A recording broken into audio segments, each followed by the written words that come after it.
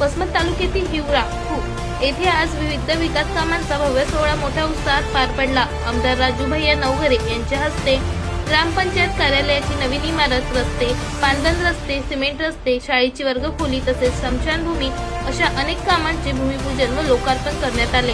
कार्यक्रमाचे अध्यक्षस्थानी गावचे ज्येष्ठ नागरिक तुळशीरामजी मामा होते।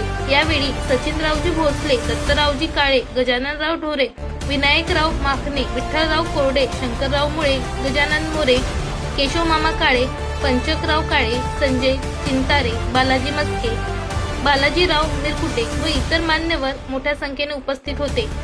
सर्व मान्यवरांचे सत्कार करण्यात आले। गावचे सरपंच बालाजीराव होळकर व तसेच ग्रामपंचायत सदस्य, ग्रामसेवक मॅडम, शाळेतील पूर्ण शिक्षक वर्ग, विद्यार्थी व तसेच गावातील प्रतिष्ठित नागरिक, युवा मित्र मंडळ, परिसरातील नागरिक मोठ्या संख्येने उपस्थित होते।